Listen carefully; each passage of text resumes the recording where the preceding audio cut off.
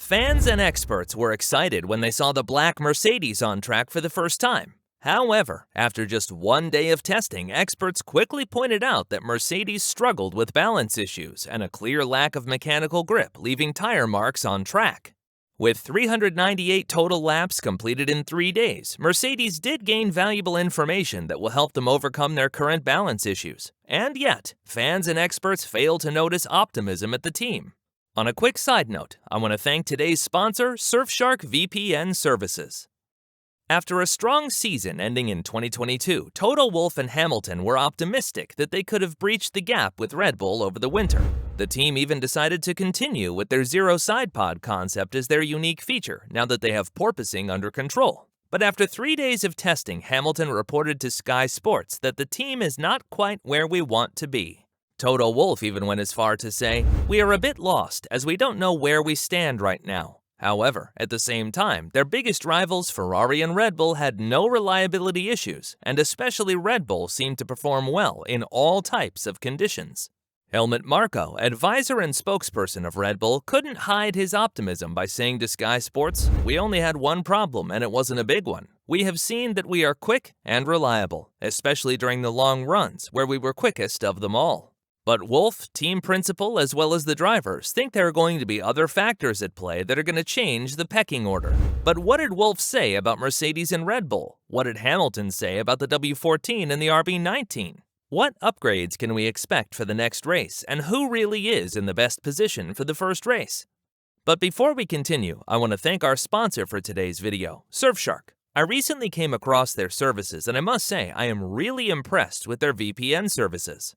I generally use their service to get access to movies and videos that are available in other countries, but not in the United States. But besides binging movies and series, I also use Surfshark to get access to sports services all over the world. Even my friends from the UK got hooked onto Surfshark so they can watch the F1 races on F1 TV Pro instead of needing an expensive membership from Sky Sports.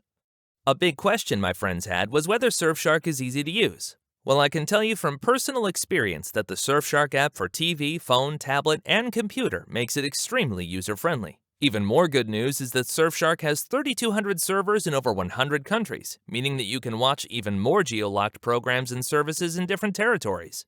Worried about Surfshark storing your data? No need to, as Surfshark does not monitor, track, or store what you do online, so you are safe to watch more of the Racing Guru. If you use my promo code TRG, you not only get 83% off, but also 3 extra months for free.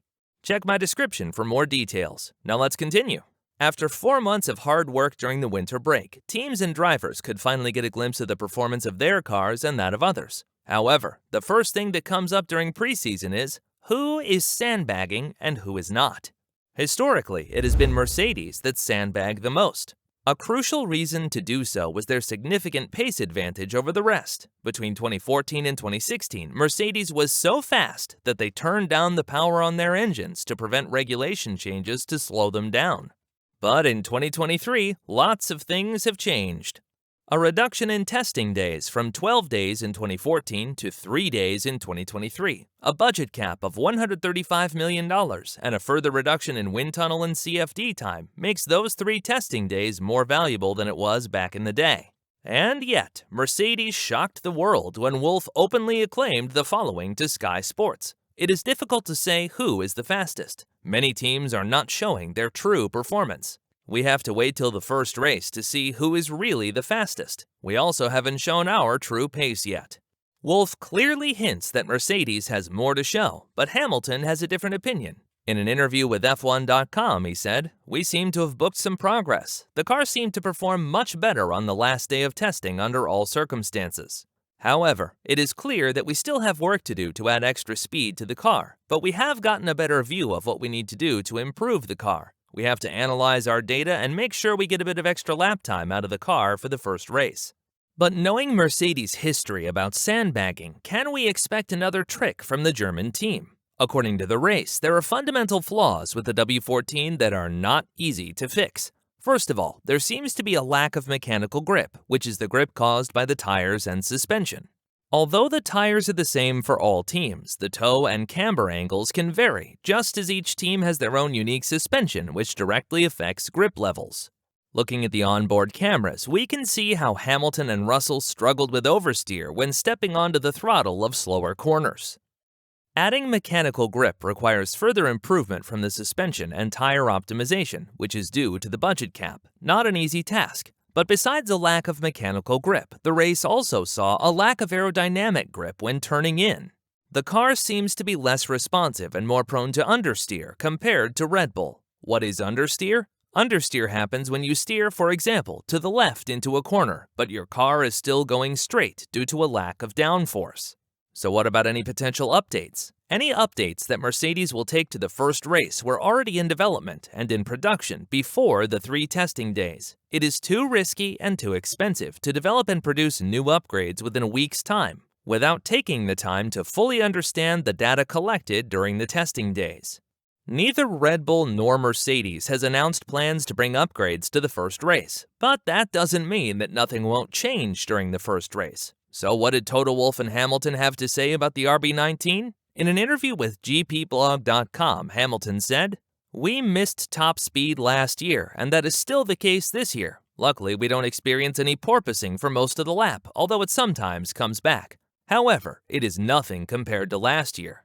It is a much better world if you can just see the road ahead of you. Unfortunately, we still have many things to work on, and to be honest, I don't think we are capable of fighting Red Bull and Ferrari in the next few races." Even Wolff had to admit that Red Bull is just too quick at the moment. In an interview with Sky Sports, he said, "Red Bull is too quick at the moment. The train with Red Bull already left. So, what makes the Red Bull so special?"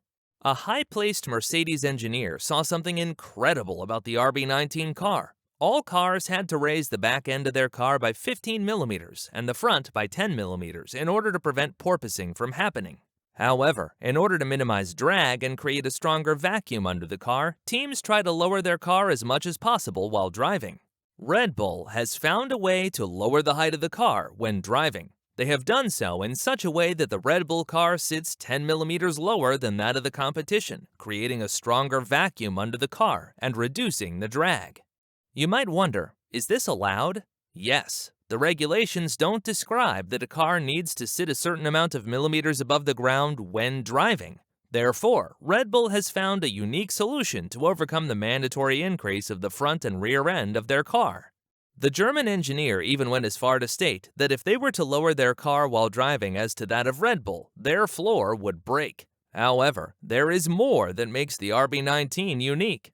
Red Bull developed a highly specific front wing, which works so specifically that even if competitors were to copy their design, the front wing wouldn't work in the same way. However, in Red Bull's case, the front wing reduces drag while keeping downforce levels high. This resulted in another year where Red Bull topped the top speed list during testing with 326 km/h compared to 315 km/h for Mercedes.